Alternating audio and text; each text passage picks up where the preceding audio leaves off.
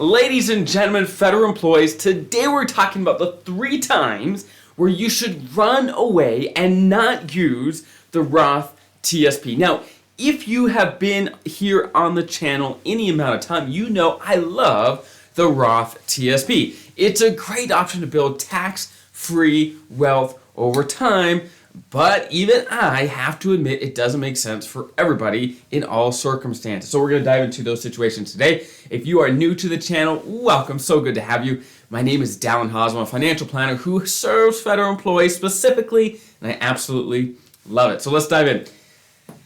The scenario, well, I guess before we get to scenario 1, let me do a very brief summary of what is the Roth TSP, what are the key attributes, okay? This is what happens. With the Roth TSP, you put money into the Roth TSP, and when you do that, you get no tax deductions. But once the money is in there, it can grow tax-free forever, and it comes out completely tax-free. Assuming you follow the rules, it comes out tax-free. That is the Roth. Now, the counterpart to the Roth is the traditional, okay? The traditional is a little different, where when you put the money in, you get a tax deduction. When the money comes out, you pay taxes then. So really it is, do you want to pay taxes now with the Roth, or do you want to pay taxes later with the traditional? That is what we're talking about when we're talking about traditional TSP versus Roth TSP, deciding which one to use, okay? And you can use some of both, just so you know, okay? Now with that context, let's dive into the 3 situations when the Roth TSP simply doesn't make sense, okay?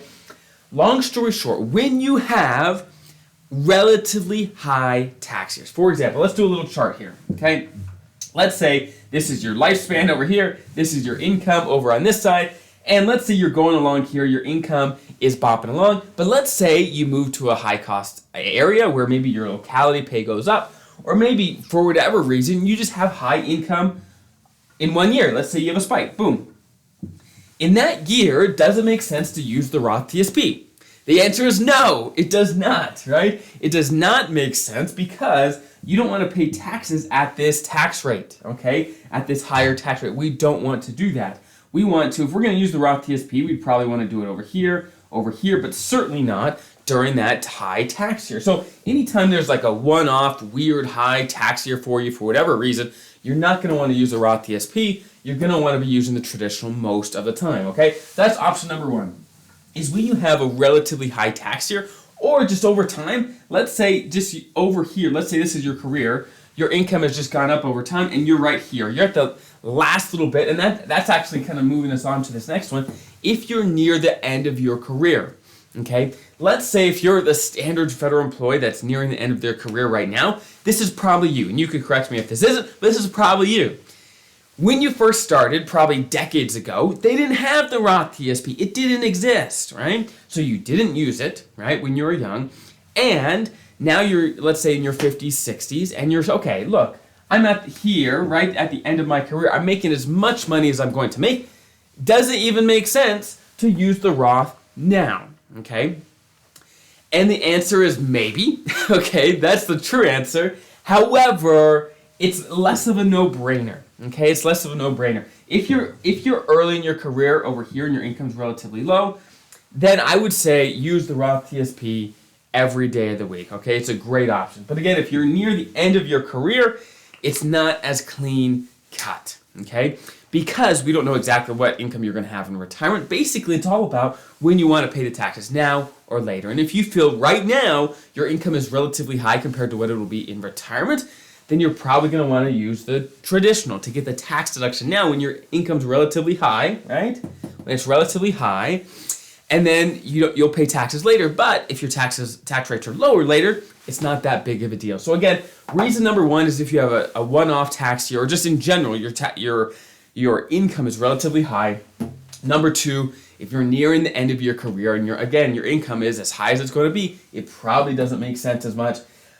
Number 3, this one is relatively unique, and I see it happen all the time though. I see it happen all the time. So some people's goal with their TSP is to use it, to enjoy it, to supplement their lifestyle in retirement, to enjoy their life, which is a great thing.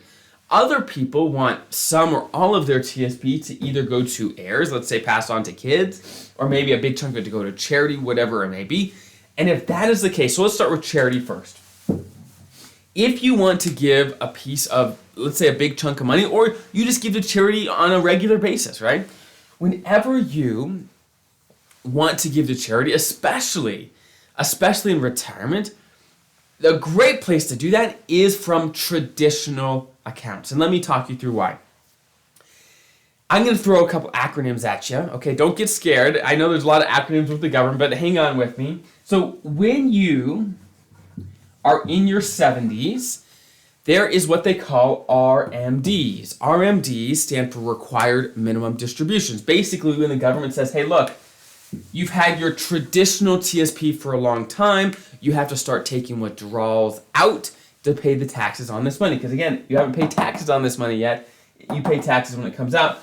The Roth, you've already paid it on, so that's why it's tax-free. Traditional, you haven't paid those taxes yet. Again, RMDs start in your 70s, about 73, 75, depending on your age. Long story short, let's say, I'm just going to give an example, okay? Let's say you're 75, you have to take an RMD, basically a chunk out of your traditional TSP or traditional IRA, you got to take money out. If you, instead of taking that money and taking it for yourself, right, sending it to your own personal checking or savings account, if you tell the TSP or your IRA provider, whoever, to send that money directly to the charity of your choice,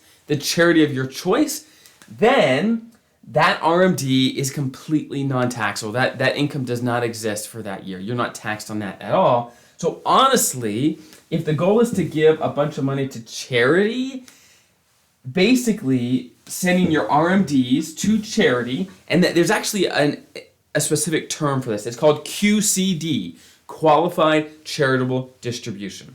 Okay? And again, it's when you send a part of or all of your RMD to a charity, okay, where basically that withdrawal from a traditional account doesn't even show up on your taxes at all, okay? Basically, it is the most efficient tax-wise to give to charity. And if you did this from a Roth, if you took money out of a Roth and gave it to charity, well, you don't pay taxes on it, but you already did. You already paid taxes on the Roth. So if the goal is to give to charity, having some traditional money isn't that bad of a deal because you can do it in a very tax-efficient way without paying taxes on the money, okay? So again, giving to charity gives more reasons to do traditional because once you're in your 70s, you can do so basically without any tax implications. Last but not least, heirs. So there's two sides of this. Some people love doing the Roth TSP so that they can pass tax-free money on to kids, right? If you want your kids not to have to worry about taxes, then you should do Roth. However, what if you are a very high earner and your kids aren't, okay? So you make a lot of money and you can tell already that your kids, they're not gonna make as much as you have or do, okay? If that's the case, then what some people do is they say, hey, look, I'm gonna put money into the traditional side to get the tax deduction for me. I'm a high earner, and I'm gonna pass this on to my kids one day, and they're gonna be in a lower tax bracket than I am in currently. So overall, even though they're gonna be the ones paying taxes, overall there's gonna be taxes saved because you, being in the federal employee with the higher pay rate, let's say, you got the deduction because you had more income and they had a lower tax bracket, and so therefore taxes were saved. But again, they'd be the ones that would have to pay the taxes if you pass on a traditional account to them, okay? So as you see here, there's no one size fits all. There's a lot of things to consider. What's your income relative to the rest of your career and what you're gonna have in retirement? Where are you at in your career? And what's the goal for your money? Are you gonna pass it to kids? Are you just gonna use it yourself? Give it to charity? Those are all some of the factors that go into what type of account makes sense for you. I hope that's helpful. If you have any follow-up questions and want some more help, there's tons of helpful resources in the description, so check that out and have a great rest of your day. I'll see you next time.